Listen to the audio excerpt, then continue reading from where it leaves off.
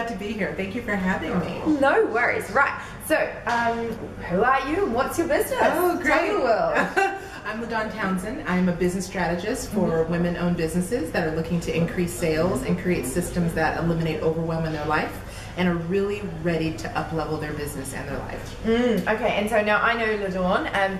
What do you mean by up-level and what sort of like who you're really targeting? Because we all want to up-level, but you've got a really unique niche of people that you work with. Yeah, so I work with established business owners that are making 6 and 7 figures in their businesses, and it doesn't necessarily have to be for years. Sometimes it happens in the first few months of your business, and some women even stumble upon that type of success, which is love that. So what I do is really work with a woman who has taken her idea from her kitchen table, her small baby business, and it is a full business now with clients, and maybe she's thinking about bringing on team members or she has them, and now she's looking to really form her business in a way to where her business is running and it's not running her. So I work with her on that with the end goal of how can we increase sales in the business. Perfect. I love that because obviously sales is a big passion of mine as well. And I really love how you said working sort of on your business and not in your business. Yes. And I really work with a lot of my clients as well about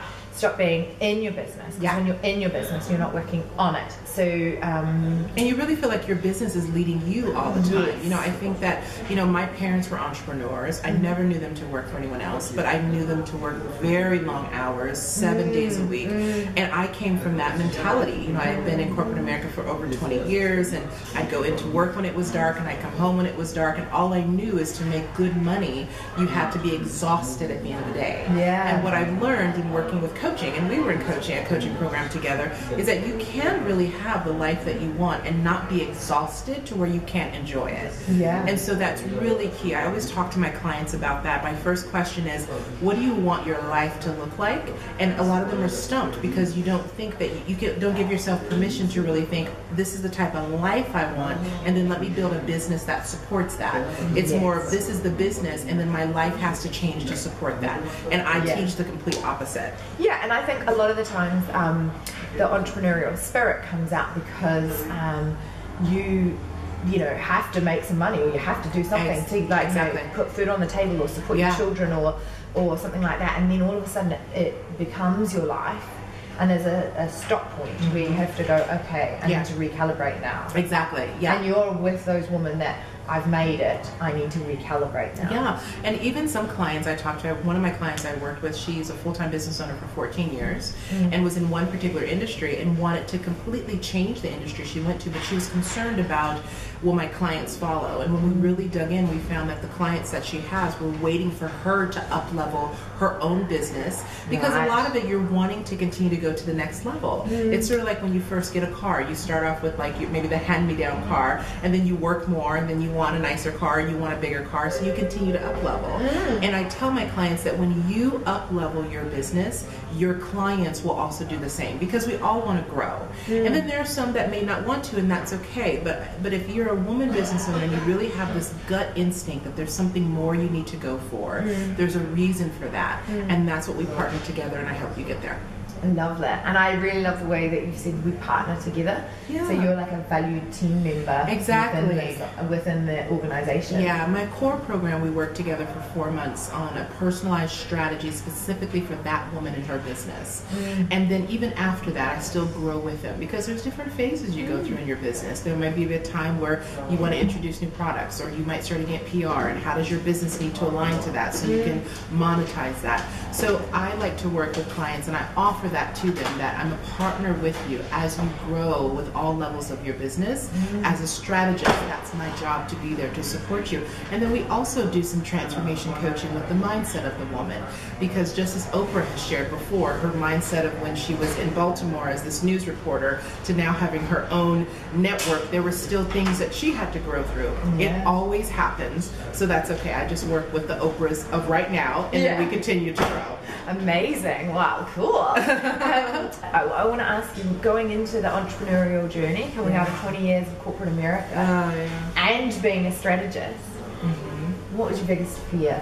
Oh, my biggest fear was that I would fail and not have income and You know, because you're actually, when you work for someone for so long, and I was blessed to be an executive in companies and was very well compensated, but it really does trick you as to what security is. Yes. And I went through a layoff 2 years ago where on the same day it was me, my manager, our senior, and all of my coworkers, 17 of us were let go.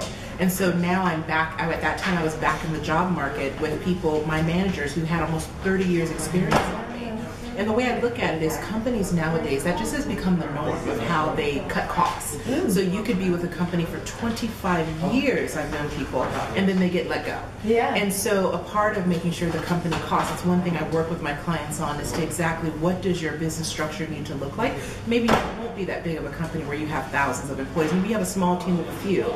It's okay, but let's do wise business. But a part of really that mindset, I was so brainwashed into thinking that's what the security was, and it's not. So that's one of my fears I had to push through as an entrepreneur. You're so used and you're addicted to the paycheck.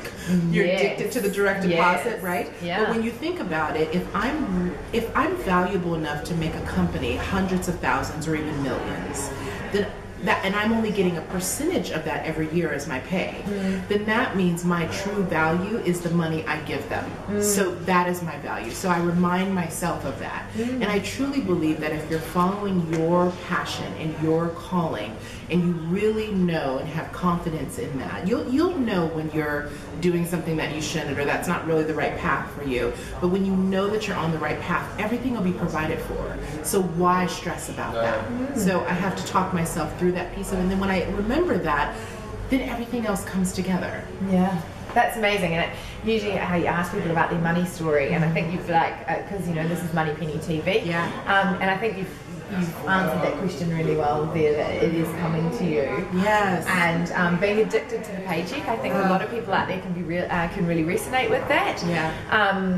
And as an entrepreneur, you then sort of become addicted to the ability to be able to generate whatever you want, instead of that set number every month. And I think there's a growing number of women like us that are over 25, and we only a little. just a smidge, and we're realizing that where did the time go? You Yeah. know, when I was laid off, I thought, oh my gosh, I've worked for 20 years for someone else. And I know I don't look it, thank you very much, but She started when she was 10. So when you think about that, I think there's such a number of women who are really taking a look at their lives to say, what do I really want? And yes, I have mortgages and kids and all of this stuff, but it is possible, I truly believe, to have the life you want and not be stuck on someone else's schedule. And so now we're emerging into the market. I heard a quote one day that that baby boomers are becoming the wealthiest women as entrepreneurs. And I know millennials may think that's a little bit different, but it's happening because I think we understand our worth, and we've been through sort of the battle wounds, right, of working corporate and putting up with all of the BS. And now we're saying, if we're going to do all of that, let me do it for myself and let me really get what I'm worth. Yeah, that's amazing. And I think it's really key to say, getting what you're really worth. Exactly. And I struggled with that. that. Oh my gosh, I struggled with that for years. I was playing at different businesses, hiding out, because I always knew the type of business I was supposed to have, but I didn't see myself as worthy of that. I didn't see myself as being able to sit across the table from a very established woman in her business and to help her. And I had to realize I sat in boardrooms where I was the only woman in the room. Sometimes I'd be the only minority in the room, and I'm totally okay with all of that.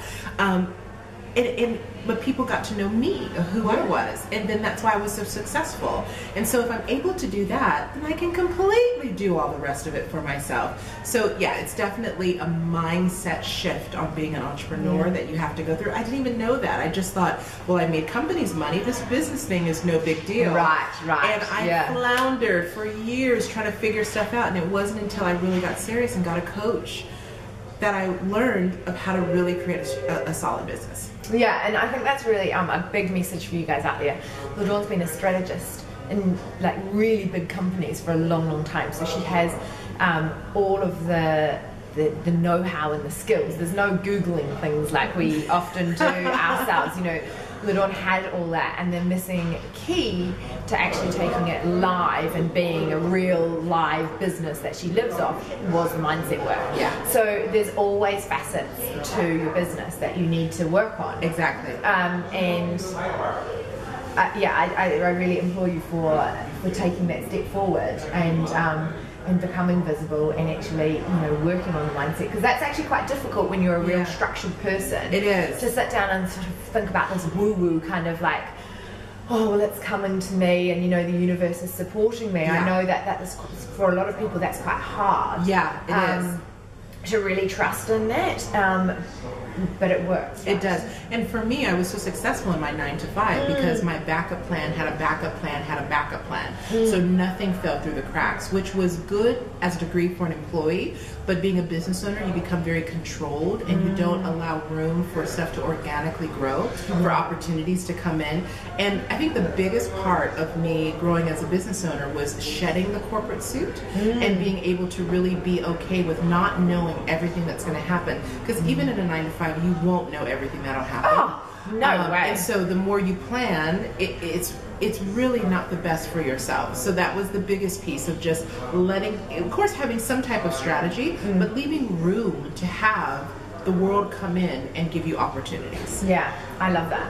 And so what would be, is that your top tip for entrepreneurs? Oh, yes. I think that would be my top tip, is to really lean into what you know. When I talk about calling and purpose and all of that, it's really true, because you have a small percentage of the world that really go for being a business owner. Yeah. We talk about it, right? Like, oh, I'm going to do this one day, I'm going to do that. So if you were really going for it, and maybe you haven't hit your 7 figures, or maybe you haven't hit what you think your big goal is, this is all a part of the journey. When you think about companies like Coca-Cola, Heinz 57, Carl Sanders that started KFC, for years they were trying to create their business and working on it, and then it was hit, but it was only in the momentum. And so that's my biggest tip, is that you have to keep going and have clarity as to exactly what you want to do, but leave how the picture and the puzzle comes together. Leave that open. Just know where you want to go, and then you'd be amazed how the picture plays out. It's better than any Hollywood story that you could ever imagine or write, and you'll still get there, but just don't be so controlled with it. That'd be my biggest tip.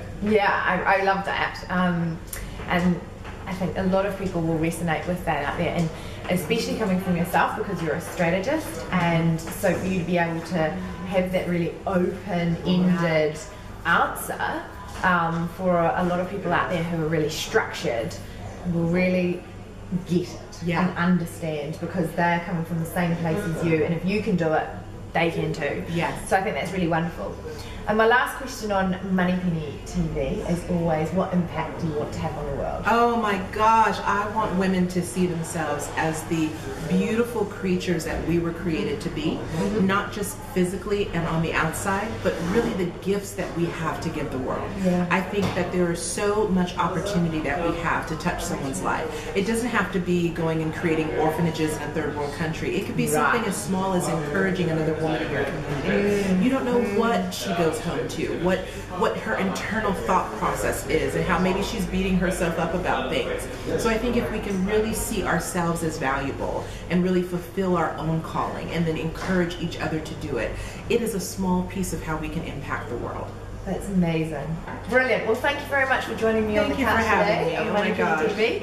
And for all of you really structured entrepreneurs out there and who are struggling with, with how to get to that end goal and setting that on the right path, definitely take a leaf from LaDawn's book, that it's okay to trust and to loosen the reins off a little bit. Yes, definitely. Thank you for having me, love. I so appreciate this. That's great. Thank you. And that's a wrap. As you know, the best conversations happen over at pennycommons.com. And once you get there, make sure that you subscribe to our mailing list. You'll get an amazing freebie at the moment, which is all about handling objections when you get them on calls, so that you can convert these potential calls into clients and bring more money into your business. You'll also get inside tips and special communications from myself before anyone else will, so that you can live the life that you love. You can make money and impact in the world, and really live the life that you truly desire. So thank you for watching Moneypenny TV, and I'll catch you next time.